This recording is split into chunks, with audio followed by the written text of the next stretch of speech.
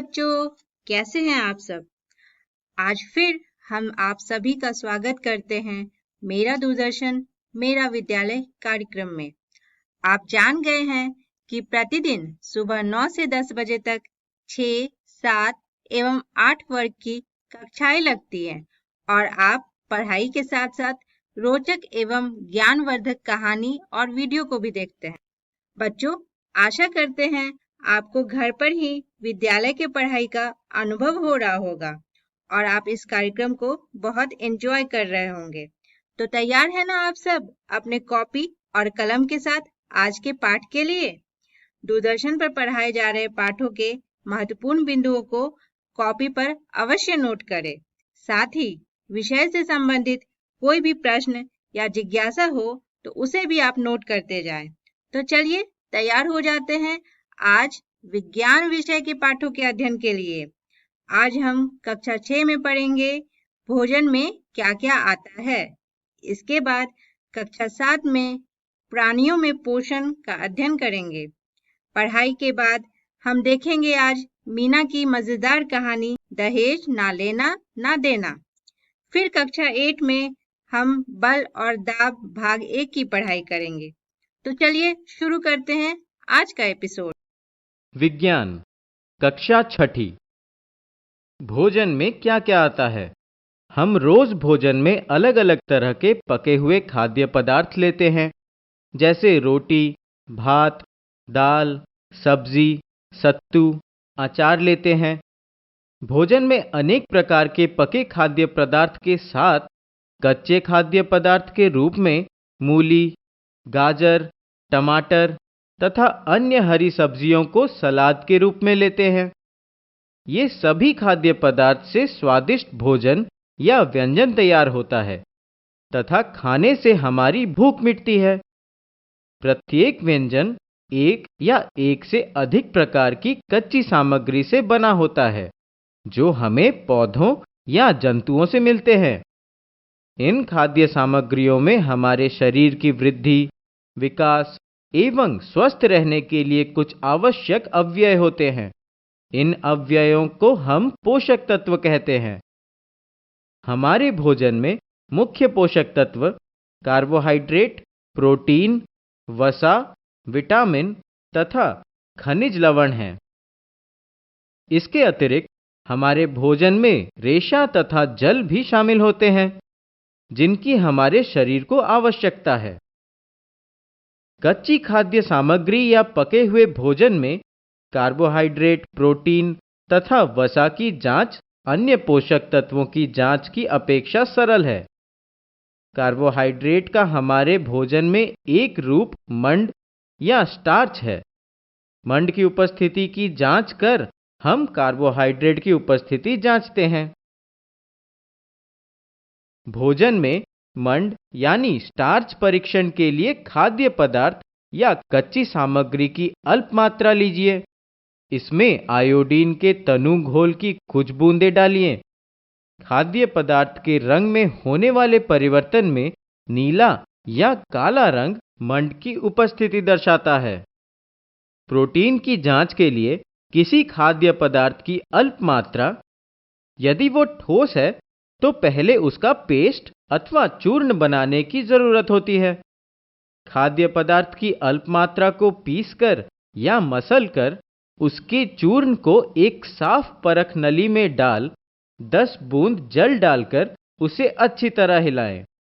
अब 2 बूंद copper sulphate का घोल तथा 10 बूंद कॉस्टिक सोडा का घोल हिलाकर कुछ मिनट के बाद परख नली का पदार्थ बैंगनी रंग होने पर खाद्य पदार्थ में प्रोटीन की उपस्थिति दर्शाता है। खाद्य पदार्थ की अल्प मात्रा कागज के टुकड़े में लपेटकर कूटिए। अब कागज को सीधा कीजिए और ध्यानपूर्वक देखिए। इस पर तेल के धब्बे दिखाई देते हैं। कागज को किसी प्रकाश स्रोत के सामने लाएं। इस धब्बे से होकर आने वाला प्रकाश धुंधला दिखाई देता है। कागज पर तेल का धब्बा खाद्य पदार्थ में वसा की उपस्थिति दर्शाता है। खाद्य पदार्थ में कभी-कभी जल की उपस्थिति भी होती है। ऐसे में कुछ समय के लिए कागज को सुखा दीजिए। ताकि यदि खाद्य पदार्थ से कुछ जल आया हो तो वह सूख जाए। इसके बाद यदि कागज पर तेल का कोई धब्बा ना रहे तो यह पता चलता है कि खाद्य पदार्थ में वसा नहीं है। कार्बोहाइड्रेट मुख्य रूप से हमारे शरीर को ऊर्जा प्रदान करते हैं। वसा से भी ऊर्जा मिलती है। वास्तविकता यह है कि कार्बोहाइड्रेट की तुलना में वसा से हमें अधिक ऊर्जा प्राप्त होती है। प्रोटीन की आवश्यकता शरीर की वृद्धि तथा स्वस्थ रहने के लिए होती है। विटामिन रोगों से हमारे शरीर की रक्षा करते हैं।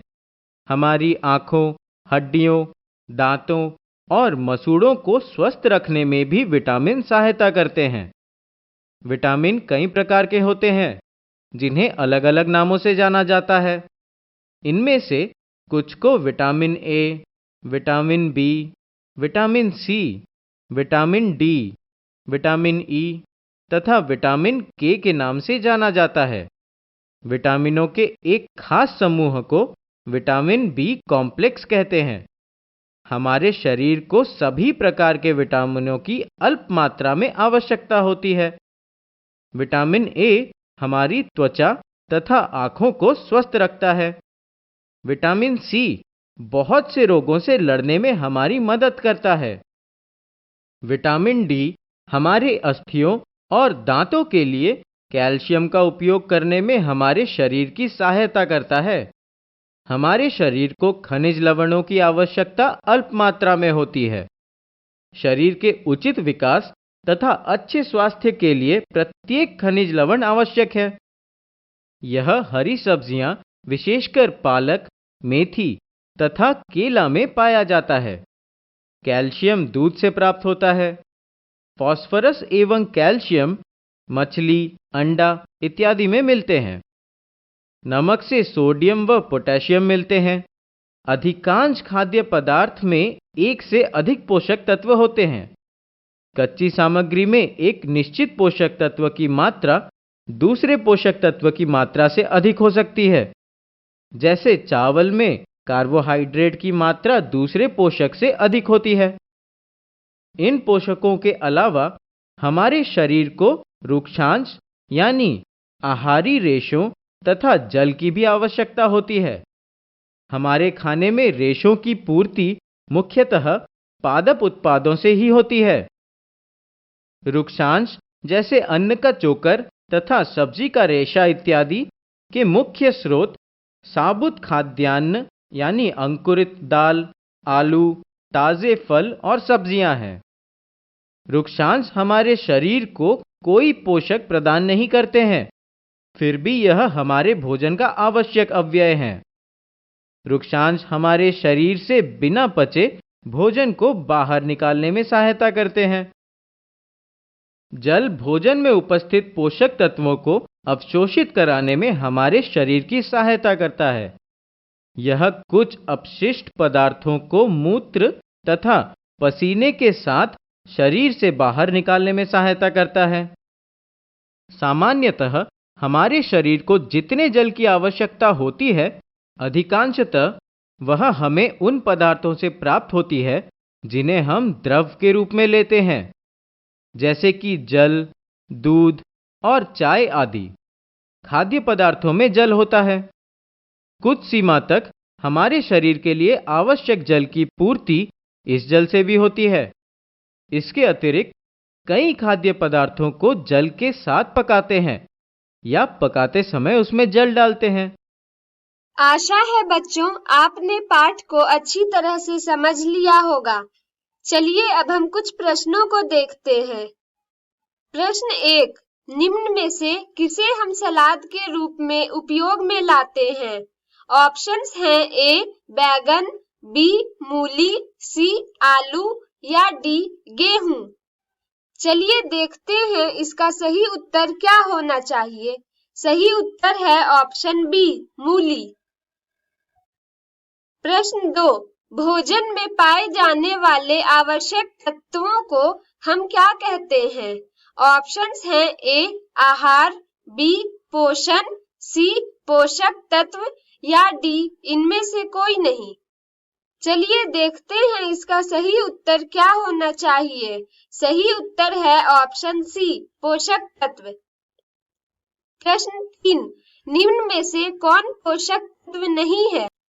ऑप्शंस हैं ए कार्बोहाइड्रेट, बी प्रोटीन, सी वसा या डी कार्बन डाइऑक्साइड। चलिए देखते हैं इसका सही उत्तर क्या होना चाहिए। सही उत्तर है ऑप्शन डी, कार्बन डाइऑक्साइड।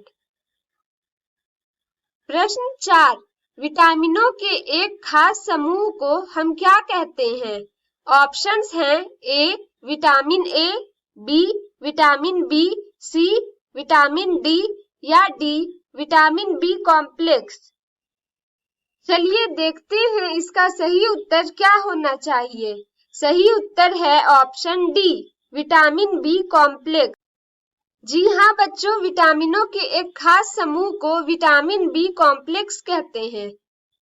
प्रश्न 5, हमारे शरीर की वृद्धि के लिए सबसे महत्वपूर्ण पोषक तत्व कौन है? ऑप्शंस हैं ए प्रोटीन, बी जल, सी कार्बोहाइड्रेट या डी विटामिन। चलिए देखते हैं इसका सही उत्तर क्या होना चाहिए। सही उत्तर है ऑप्शन ए, प्रोटीन। कोरोना से डरे नहीं, एहतियात बरतें। वैसे तो स्वच्छता और व्यक्तिगत साफ सफाई हर समय जरूरी है, लेकिन अभी कोरोना महामारी फैलने के दौर में यह एकदम आवश्यक हो गई है।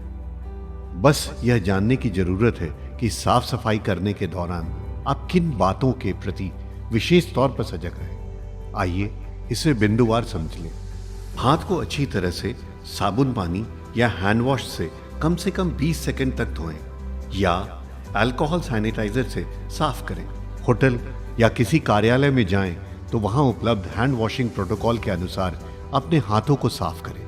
कोरोना संक्रमित या कोरोना संदिग्ध व्यक्ति या खांस छींक रहे व्यक्ति से कम 1 मीटर की दूरी बनाए रखें। भीड़ भाड़ में मास्क लगाए रखें या मुंह नाक को ढक कर रखें। यदि घर में कोरोना संक्रमित व्यक्ति क्वारंटाइन में है तो उसके व्यक्तिगत उपयोग की चीजों जैसे बर्तन, ग्लास, कप, तौलिया, बिस्तर का इस्तेमाल न करें। फर्श और अन्य सतहों को घर में रोजाना प्रयोग किए जाने वाले ब्लीच घोल या फिनाइल से साफ करते रहें। शौचालय को भी घर में रोजाना प्रयोग किए जाने वाले ब्लीच घोल या फिनाइल से साफ करते रहें। ऑनलाइन सामान मंगाने पर डिलीवरी करने वाले व्यक्ति नियमित आने वाले घरेलू सामान जैसे दूध, अखबार इत्यादि के लिए सुरक्षात्मक तरीके अपनाएं। बस, ट्रेन, ऑटो, टैक्सी, दुकान के काउंटर के संपर्क में आने पर भी एहतियात बरतें। जनहित में जारी राज्य स्वास्थ्य समिति बिहार। अधिक जानकारी के लिए संपर्क करें टोल फ्री नंबर 104। नमस्कार दोस्तों, आज जो हम अध्याय करने जा रहे हैं उसका नाम है प्राणियों में पोषण। हम इसके 2 भाग पहले ही कर चुके हैं। आज हम इसका तीसरा भाग करेंगे जो कि इसका आखिरी भाग होगा। चलिए जानते हैं इस भाग में हम क्या जानने वाले हैं। हम सबसे पहले जानेंगे ग्रास नली के बारे में, उसके बाद हम बात करेंगे आमाशय की, उसके बाद हम क्षुद्रांत या फिर छोटी आंत के बारे में जानेंगे, और फिर हम जानेंगे बड़ी आंत के बारे में, और फिर हम कुछ घास खाने वाले जंतुओं में पाचन किस तरीके से होता है उसकी बात करेंगे। तो चलिए शुरुआत करते हैं ग्रास नली से, जिसे हम इंग्लिश में कहते हैं एसोफेगस।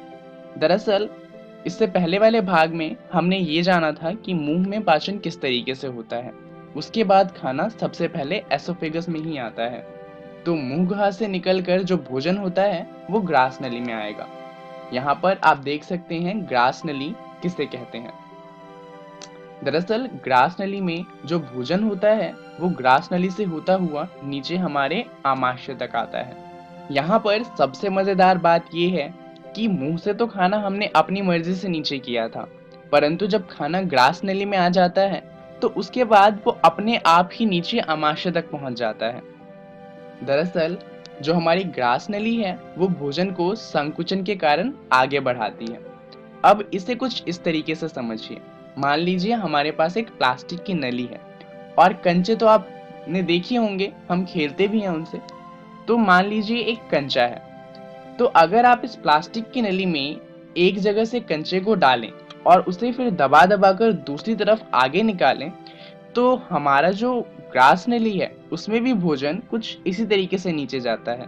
बस दबाने की जरूरत हमें नहीं पड़ती, वो काम भी ग्रास नली खुद ही कर लेता है।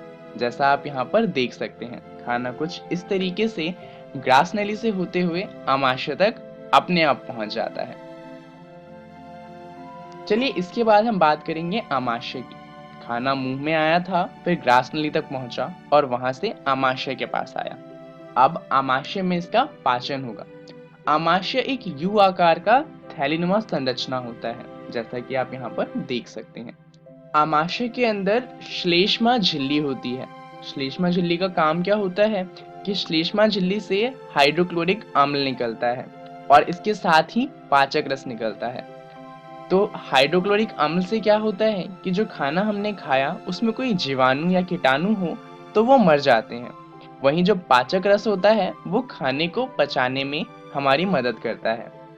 दरअसल ये जो पाचक रस और हाइड्रोक्लोरिक अम्ल श्लेष्मा झिल्ली से निकलती है, इस रस को कहा जाता है जठर रस। अब आप सोच रहे होंगे कि हाइड्रोक्लोरिक अम्ल से तो हम जल सकते हैं, तो हमारा पेट क्यों नहीं जलता? दरअसल ये जो श्लेष्मा झिल्ली है, ये आमाशयीय आंतरिक सतह की सुरक्षा भी प्रदान करती है और इस वजह से जो हमारा आमाशय है वो हाइड्रोक्लोरिक अम्ल के होने के बावजूद भी नहीं जलता। तो इससे हमें फायदा ये होता है कि एक तो हमारा पेट भी नहीं जल रहा, ऊपर से जो ये श्रावित अम्ल है ये जीवाणुओं को नष्ट कर देता है। तो इससे जीवाणु की वजह से हमें कोई परेशानी नहीं होगी क्योंकि वो मर जाएंगे और हमारे आमाशय को भी कुछ नहीं होगा क्योंकि श्लेष्मा झिल्ली उसे बचा लेगी। चलिए अब बात करते हैं छोटी आंत की। जो खाना होता है वो आमाशय में पचने के बाद सीधा छोटी आंत के पास जाता है, जिसे हम इंग्लिश में स्मॉल इंटेस्टाइन के नाम से जानते हैं। दरअसल इसे छोटी आंत तो कहा जाता है, परंतु इसकी लंबाई 7.5 मीटर की होती है। इसको छोटी आंत इस वजह से कहा जाता है क्योंकि ये ज्यादा मोटा नहीं होता, पर इसकी लंबाई बड़ी आंत से भी बहुत ज्यादा होती है। तो आखिर छोटी आंत का काम क्या होता है? दरअसल जो छोटी आंत है वहां पर दो काम होते हैं। एक तो यहाँ पर भोजन का पाचन होता है, तो पहला काम तो हुआ पाचन का, और दूसरा होता है कि यहाँ पर भोजन का अवशोषण होता है, यानी कि जो पचा हुआ भोजन है वो छोटी आंत से सीधा हमारे खून में जाता है। अब बात करते हैं रसांकुर की। दरअसल रसांकुर क्या होते हैं कि जो हमारी छोटी आंत की आंतरिक भित्ति होती है उन पर उंगली नुमा उभरी हुई हजारों संरचनाएं होती हैं। इनका काम क्या होता है कि ये जो संरचनाएं होती हैं ये छोटी आंत से जो हमारा भोजन है उसमें जो भी चीजें पच गई हैं उन्हें हमारे खून तक पहुंचाता है, और जो भी चीजें नहीं पची होती वो फिर वहां से बड़ी आंत के पास चली जाती हैं। तो छोटी आंत जितनी भी काम की चीजें होती हैं उन्हें हमारे खून को पहुंचा देता है, और जितनी भी बेकार चीजें हैं वो फिर बड़ी आंत से बाहर निकल जाती हैं। पाचन में दो और चीजें हमारी मदद करती हैं। पहला तो है यकृत, यानी कि हमारा लिवर। यह बहुत ही गहरे भूरे रंग की एक ग्रंथि होती है। ये हमारे शरीर की सबसे बड़ी ग्रंथि होती है। यह हमारे भोजन में कुछ एंजाइम मिलाती है जिससे भोजन का पाचन आसान हो जाता है। दूसरा जो ग्रंथ है वो है अग्नाशय। अग्नाशय हल्के पीले रंग की ग्रंथि होती है जो आमाशय के नीचे स्थित होती है, और इससे अग्नाशयिक रस स्रावित होता है। दरअसल ये भी भोजन के पाचन में हमारी मदद करता है। तो ये हमने देखा कि भोजन का पाचन होता किस तरीके से है। अब जो हमारा भोजन है वो छोटी आंत में है और वहां से हमारे खून तक जा रहा है। चलिए इसे एक बार अच्छे से समझते हैं। दरअसल मुख पचा भोजन जो होता है वो रसांकुर की सतह से होकर रुधिर वाहिकाओं में चला जाता है। तो जो हमारी छोटी आंत है वहां पे रसांकुर है, और वो क्या करेंगे, वो हमारे खाने को हमारे खून में पहुंचा देंगे। वहीं पे कुछ ऐसे भाग भी होंगे जो नहीं पचेंगे, तो उनका क्या होगा, जिनका पाचन और अवशोषण नहीं हो सकता, वो जो भोजन होगा वो छोटी आंत से बड़ी आंत में चला जाएगा और बड़ी आंत से हमारे शरीर से बाहर निकाल दिया जाएगा। तो इस तरीके से जो हमारा पाचन होता है वो पूरा होता है। चलिए अब बड़ी आंत के बारे में जान लेते हैं कि आखिर बड़ी आंत में भोजन का होता क्या है। दरअसल बड़ी आंत की लंबाई 1.5 मीटर होती है और यहाँ पर भोजन का कोई पाचन तो नहीं होता, परंतु भोजन में कुछ जल अभी भी होता है। तो ये क्या करता है, भोजन से उस जल को वापस से अवशोषित कर लेता है और जो सूखा हुआ बिना काम का भोजन है उसे शरीर से बाहर निकाल दिया जाता है। अब बात करते हैं घास खाने वाले जंतुओं के पाचन के बारे में। आपने देखा होगा कि गाय जब खाना खाती है उसके कई घंटों बाद तक अपना मुंह चलाती रहती है। दरअसल ये जो मुंह चलाने की प्रक्रिया है इसे कहा जाता है जुगाली। घास को पचाने में बहुत ज्यादा समय लगता है और इसीलिए गाय बार बार घास को चबाती रहती है और इसीलिए गाय के पास जो उसका पेट होता है यानी कि उसका जो आमाशय होता है वो 4 भागों में विभाजित होता है। और ऐसे जो जीव होते हैं जिनके आमाशय 4 भाग में विभाजित होते हैं उन जीवों को कहा जाता है रुमिनेंट। इनके जो 4 भाग होते हैं इन चारों में भोजन का अलग अलग स्तर पर पाचन होता है। जैसे कि जो आमाशय के दूसरा कक्ष है वहां पर भोजन का विखंडन होता है, वहीं तीसरे कक्ष में पानी का अवशोषण होता है और जो चौथा भाग है उसमें एंजाइम की मदद से भोजन का पाचन होता है। चलिए अब जल्दी से ये जान लेते हैं कि पोषण, परिवहन एवं श्वसन तंत्र में संबंध क्या होता है। दरअसल ये तीनों प्रणालियां एक दूसरे के साथ मिलकर कार्य करती हैं।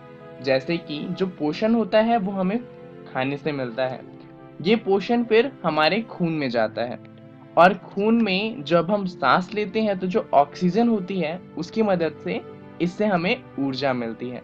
तो आप देख सकते हैं ये किस तरीके से आपस में जुड़े हुए हैं। चलिए जानते हैं इस वीडियो में हमने क्या जाना। हमने बात करी ग्रास नली के बारे में, फिर हमने आमाशय की बात करी और हमने छोटी आंत, बड़ी आंत और घास खाने वाले जंतुओं में पाचन की बात करी। धन्यवाद। उम्मीद है बच्चों आपने प्राणियों में पोषण चैप्टर को अच्छी तरह से समझ लिया होगा। चलिए अब हम कुछ प्रश्नों को देखते हैं। प्रश्न 1, आमाशय के आंतरिक सतह पर कौन सी झिल्ली पाई जाती है? ऑप्शंस हैं ए ऊष्मा, बी श्लेष्मा, सी रेशमा या डी रसांकुर। चलिए देखते हैं इसका सही उत्तर क्या होना चाहिए। सही उत्तर है ऑप्शन बी श्लेष्मा।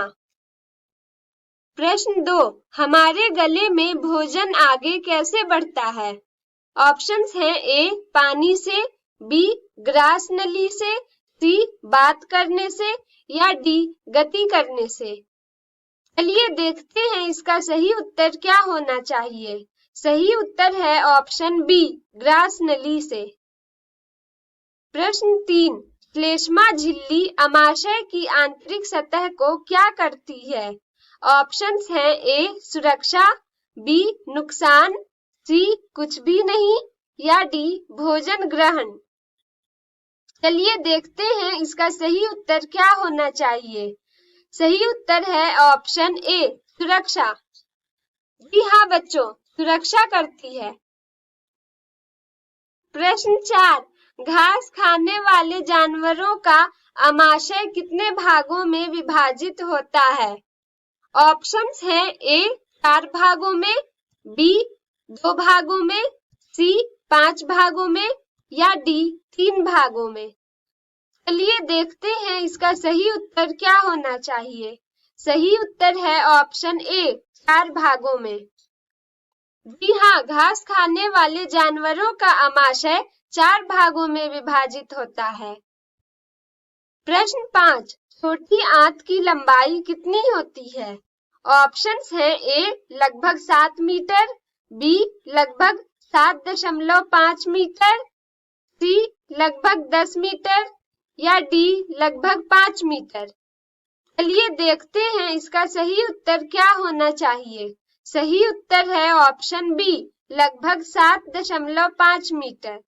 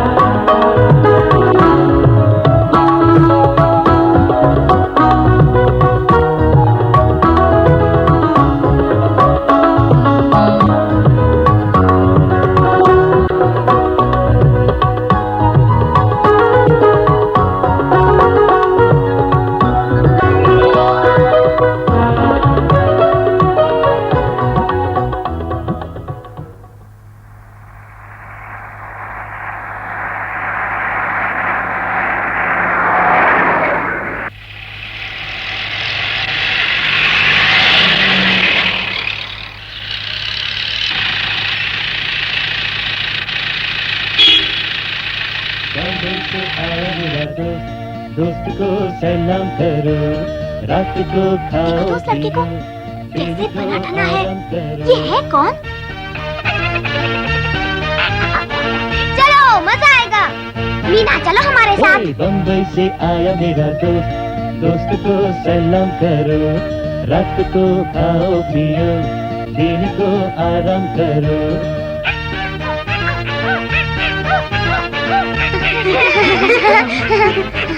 भागो यहाँ से शैतान कहीं के।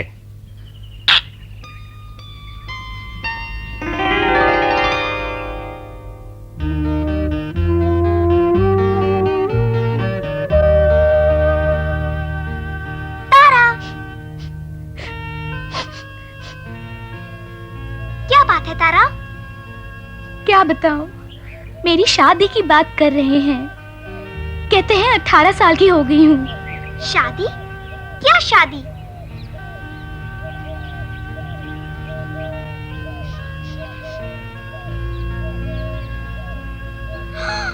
अरे बाप रे, इन लोगों से? सच मीना, मैं इस आदमी के बेटे से शादी नहीं करना चाहती। ये बस पैसे के पीछे हैं, लड़की की बात ही नहीं पूछते। तुम अपने माता पिता से कुछ कहती क्यों नहीं?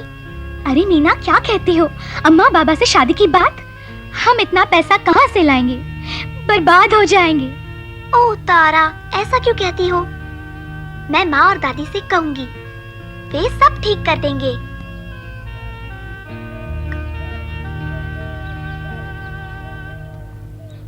हम कुछ ज्यादा थोड़ी मांग रहे हैं।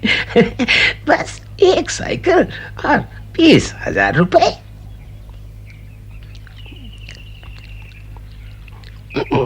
मेरा भाई ठीक कहता है, मेरा बेटा बाका जवान है, शहर में अच्छा कमाता है। कितने खराब लोग हैं ये, बड़े ही लालची हैं। लेकिन मैं इतना पैसा लाऊंगा कहाँ से? मुझे तो अपना सब कुछ बेचना पड़ेगा। अगर तुम दहेज का इंतजाम नहीं कर सकते तो शादी कैसे होगी? हैं? इसके लिए अच्छे अच्छे घरों से रिश्ते आ रहे हैं। अबे ओ लड़की, मिठू।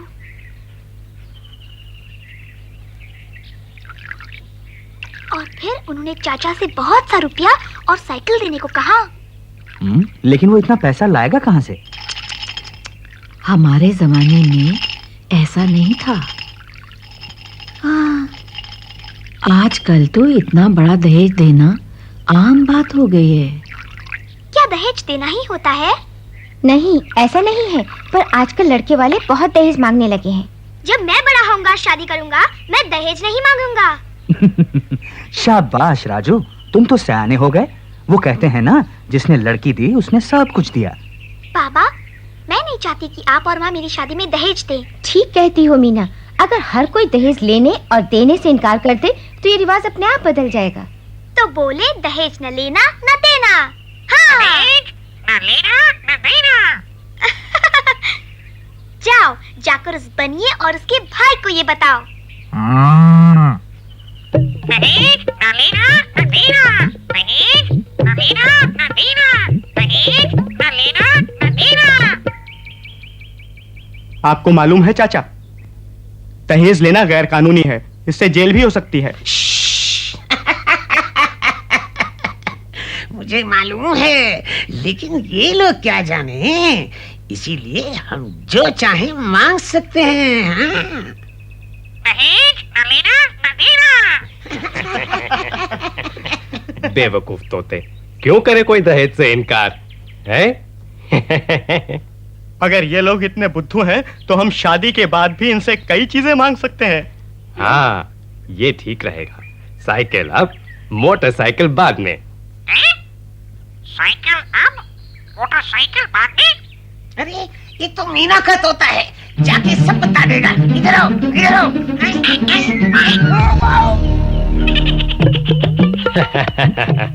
भाई मेरे, परेशान क्यों होते हो? तोता ही तो है। तोता? मैं हूँ मिट्ठू।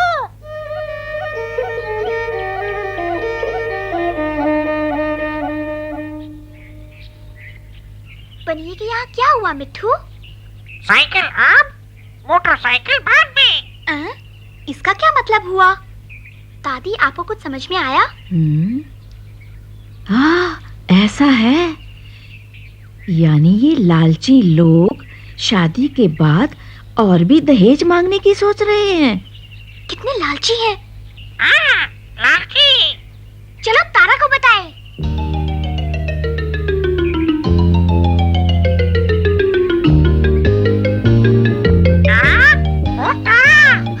अरे तारा, क्या हुआ बताओ ना। तारा, वो लोग बहुत खराब है। वो लोग शादी के बाद और भी सामान मांगने वाले हैं। तुम्हें कैसे पता? मिट्टू ने सुना।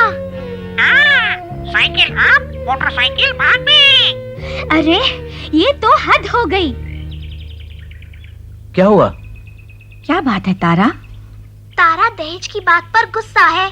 पर क्यों? दहेज तो हमें देना ही पड़ेगा। दहेज के बिना कौन लड़की लेगा? मैं लूंगा बड़े होने पर। काश हम ये रिवाज बदल सकते। पर आप लोग सुनिए तो जरा, शादी के बाद वो लोग मोटरसाइकिल मांगेंगे। क्या? तुम्हें कैसे पता? मिट्टू ने उन्हें कहते सुना है। साइकिल अब, मोटरसाइकिल बाद में। हम कहाँ से देंगे? न जाने कैसे लोग हैं, कितने लालची हैं सबके सब। अब करें क्या? मना कर दीजिए। हाँ, यही ठीक है, हम मना कर देंगे। हाँ बिल्कुल। दहेज न लेना न देना। यही नहीं, हमें इन लोगों के बारे में दूसरों को भी बता देना चाहिए। चलो हम मुखिया से बात करें।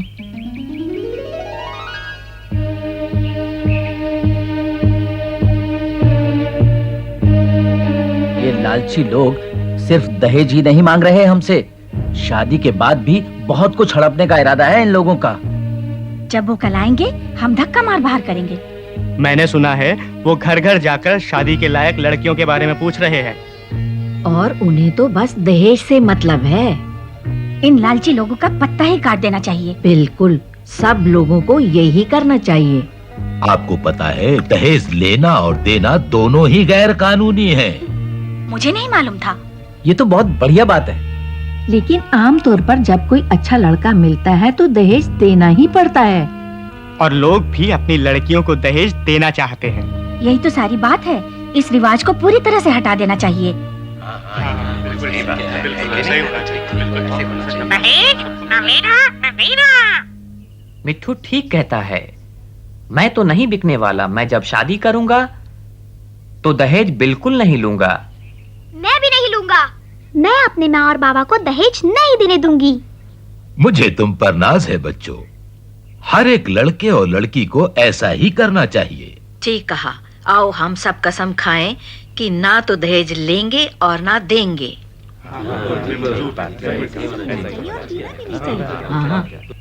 दहेज न लेना न देना। ना लेना ना देना। और क्या कहना है?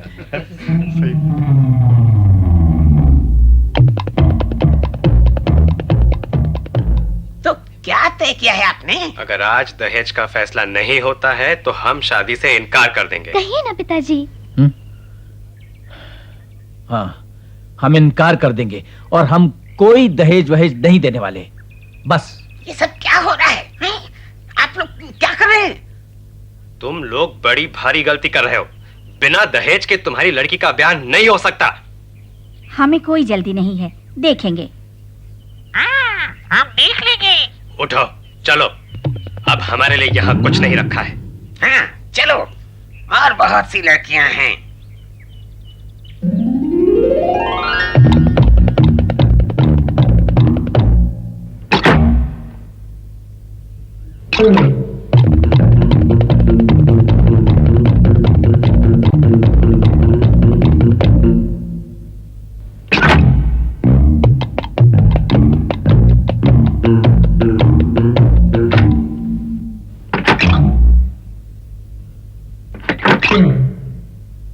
चलो पहले वाले घर में चलते हैं, दहेज कुछ कम कर देंगे।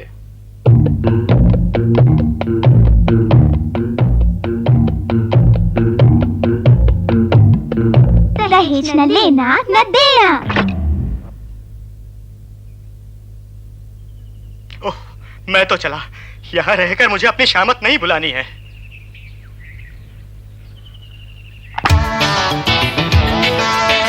दीवारे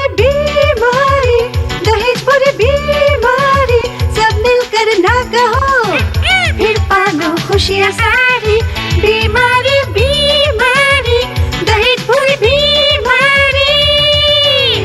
अंधेरा अंधेरा।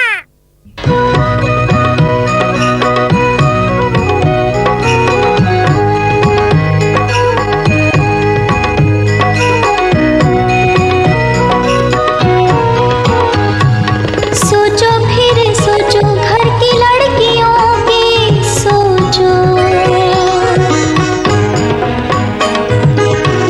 क्या उनको खुशियाँ दे क्या दे गम, वे भी तो कल के सपने सजाती हैं, पूरे करें उनको मनचाहा अवसर दो। सोचो फिर सोचो घर की लड़कियों की सोचो, लड़की भी जाए स्कूल सीखे पढ़ना लिखना, वो भी भविष्य बनाए अपना, भाई जैसा बहना भी पाए शिक्षा। लड़की हमारे कल की आशा और खुशियाँ, उनकी भी पूरी हो इच्छाभिलाषा, बंधन हटाओ उनके आगे बढ़ाओ उनको। सोचो फिर सोचो घर की लड़कियों की सोचो। हेलो फ्रेंड्स, इस वीडियो में हम विज्ञान के एक बहुत ही महत्वपूर्ण, रोचक और उपयोगी विषय के बारे में जानेंगे, बल और दाब, जिसे इंग्लिश में कहते हैं फोर्स एंड प्रेशर। यह विषय आपको भौतिकी के बारे में जानने के लिए बहुत महत्वपूर्ण है, इसीलिए इसके हर एक पहलू के बारे में विस्तार से जानना होगा। अतः इसे हमने 2 भाग में विभाजित किया है।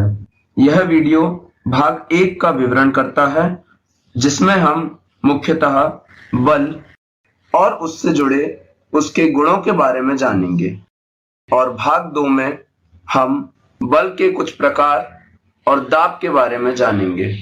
तो सबसे पहले आप ये जान लीजिए कि भौतिकी का मूल स्वरूप बल को जानने से ही उत्पन्न होता है।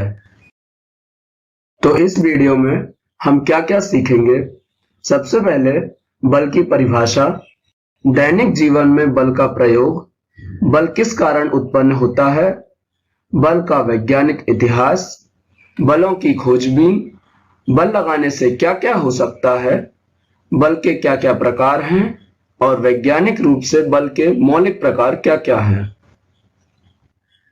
सबसे सरल और साधारण भाषा में कहा जाए तो किसी भी वस्तु पर लगने वाले धक्के या अभिकर्षण या खिंचाव, अपकर्षण को ही बल कहते हैं, परंतु यही परिभाषा वैज्ञानिक और वास्तविक परिभाषा है। इंग्लिश में कोई भी पुश या पुल को ही बल कहते हैं, यानी फोर्स। बल के बारे में विस्तार से जानने से पहले हमारे दैनिक जीवन में बल की वास्तविकता और उसका क्या प्रयोग है, हम ये जान लेते हैं। किसी भी वस्तु की गति में परिवर्तन करना, उसकी गति की दिशा बदलना, किसी वस्तु को रोकना या उसे स्थिर स्थिति से गति में लाना, या किसी वस्तु के आकार में परिवर्तन लाना, ये सभी कार्य बल के प्रयोग से ही होते हैं। हमारे चलने, बैठने, भागने, उठने आदि दुनिया के हर छोटी से छोटी प्रक्रिया से लेकर ब्रह्मांड में ग्रहों और तारों के चाल चलन में बल का ही इस्तेमाल होता है। बल एक ऐसी घटना है जिसके घटित हुए बिना हम कोई भी कार्य नहीं कर सकते। इन सभी कार्यों में बल का ही उपयोग आता है। तो अब हम जानते हैं कि बल किस कारण लगता है।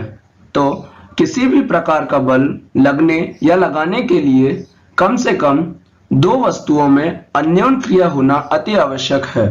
इसे हम एक उदाहरण से समझते हैं। मान लीजिए कि कोई आदमी एक कार के पीछे स्थिर खड़ा हुआ है। क्या उसकी उपस्थिति के कारण ही कार गति में आएगी? नहीं आएगी। अब मान लीजिए कि वह आदमी कार को धक्का लगाना प्रारंभ करता है, अर्थात वह इससे अन्योन्य क्रिया करता है और कार पर बल लगाता है। कार लगाए गए बल की दिशा में गति प्रारंभ करती है। इसमें ध्यान दीजिए कि कार को गति देने के लिए आदमी को इसे धक्का लगाते रहना चाहिए। इस प्रकार हमें समझ में आता है कि दो वस्तुओं के बीच अन्योन्य क्रिया के कारण ही उनके बीच बल लगता है। दोस्तों, बल के बारे में जानने के लिए हमें उसके वैज्ञानिक इतिहास के बारे में भी जानना चाहिए। भौतिक रूप से बल की परिभाषा देने वाले सबसे पहले वैज्ञानिक थे आर्किमिडीज, जिन्होंने जल में तैरती वस्तुओं पर जल के द्वारा लगाए गए बल का विवरण दिया, जिसे आप आर्किमिडीज का सिद्धांत नाम से आगे पढ़ेंगे। फिर आए भौतिक दुनिया के एक सबसे प्रसिद्ध वैज्ञानिक आइजैक न्यूटन, जिन्होंने गुरुत्वाकर्षण बल की खोज की, जो कि विज्ञान की दुनिया में एक बहुत ही महत्वपूर्ण खोज थी। इसीलिए उनके सम्मान में बल की इकाई यानी यूनिट को न्यूटन नाम दिया गया और विज्ञान में सामान्यतः बल को F चिन्ह से दर्शाया जाता है। तो अगर आपने किसी वस्तु पर 10 के प्रमाण का बल लगाया तो आप कहेंगे कि मैंने उस पर 10 न्यूटन का बल लगाया। बलों के बारे में कुछ और अधिक जानने का प्रयत्न करते हैं। अच्छा, एक वास्तविक उदाहरण लेते हैं। कोई भारी वस्तु जैसे मेज या संदूक लीजिए, जिसे आप जोर से धकेलने पर ही गति में ला सकें। इसे अकेले धकेलने का प्रयत्न कीजिए। क्या आप इसे खिसका पाते हैं? अगर नहीं, तो अब अपने किसी मित्र से कहिए कि बक्से को उसी दिशा में धकेलने में आपकी मदद करे। क्या अब इसको खिसकाना आसान है? क्या आप बता सकते हैं कि ऐसा क्यों हुआ?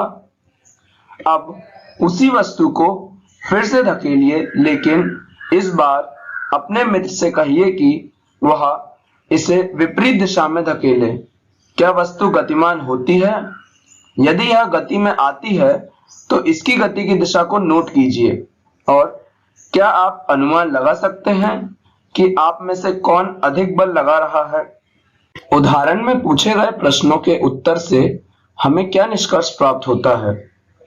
हमने समझा कि किसी भी वस्तु पर एक ही दिशा में लगाए गए बल जुड़ जाते हैं और यदि किसी वस्तु पर दो बल विपरीत दिशा में कार्य करते हैं तो उस पर लगने वाला कुल बल या नेट फोर्स दोनों बलों के अंतर के बराबर ही होता है, जिसकी वजह से बक्से को गति मिलती है।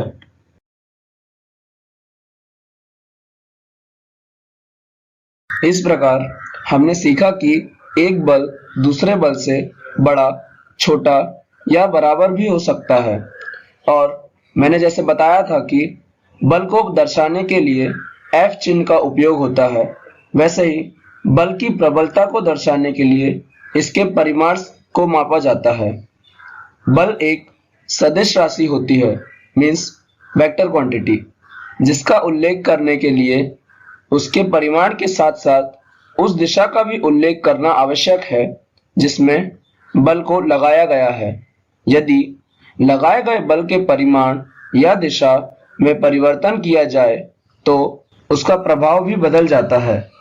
आइए अब ज्ञात करें कि जब किसी वस्तु पर बल लगता है तो क्या होता है।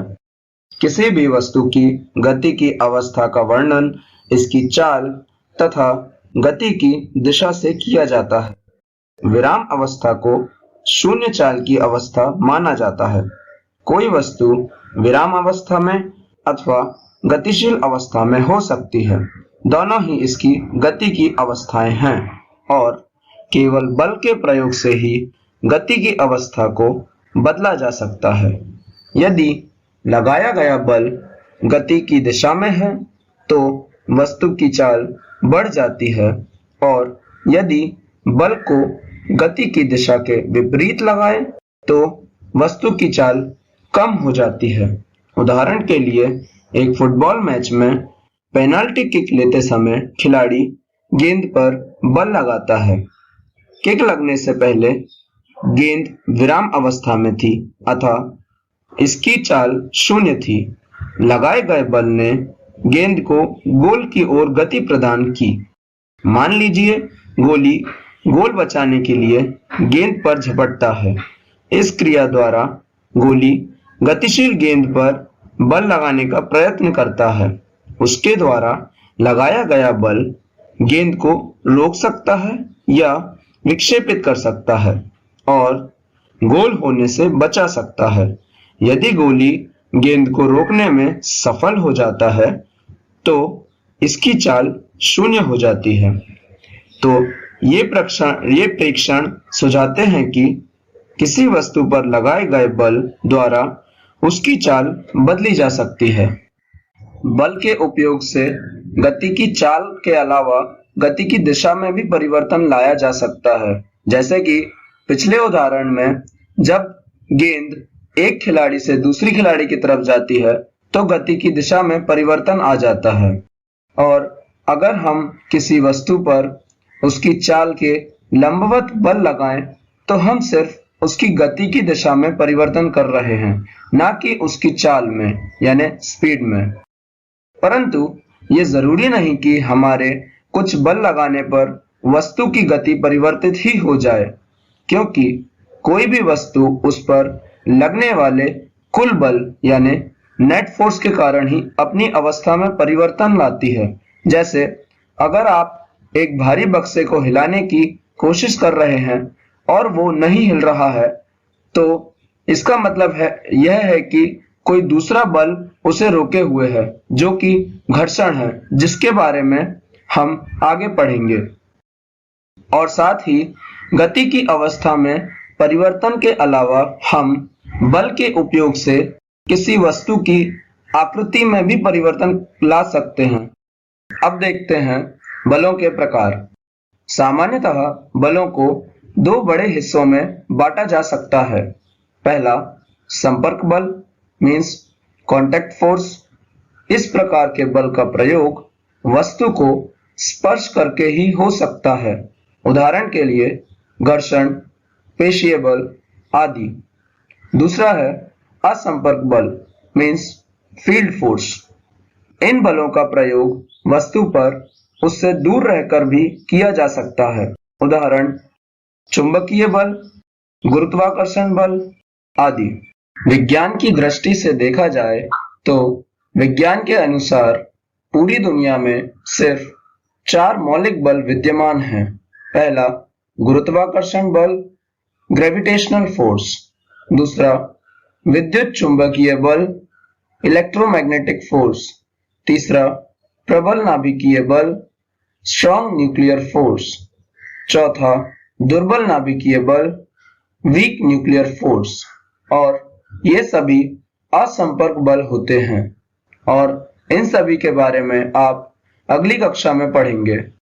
अगर परमाणु स्तर पर देखा जाए तो सारे बल असंपर्क बल ही होते हैं और सभी बल उपर्युक्त 4 बलों के अंतर्गत ही आ जाते हैं।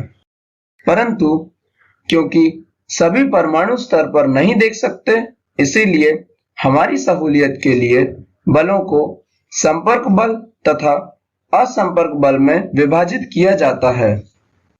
दोस्तों, हमने इस वीडियो में बल, उसके प्रकार, उसके लक्षण और उसके उपयोगों के बारे में जाना। हमने जाना बल का वैज्ञानिक स्वरूप।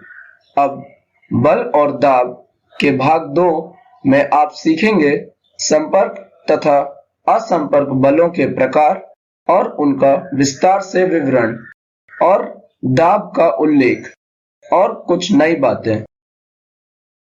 तो बल और दाब का भाग 2 जरूर देखें। धन्यवाद। आशा है बच्चों आपने पाठ को अच्छी तरह से समझ लिया होगा।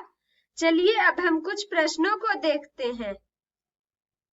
प्रश्न 1, किसी भी वस्तु पर लगने वाले धक्के, पुश या खिंचाव, पुल को हम क्या कहते हैं?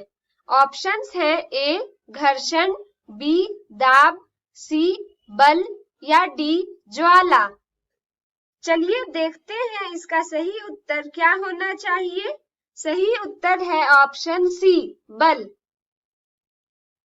प्रश्न 2, प्रसिद्ध वैज्ञानिक आइजैक न्यूटन ने किसकी खोज की थी? ऑप्शंस हैं ए ताप, बी बल्ब, सी गुरुत्वाकर्षण बल या डी दूरबीन।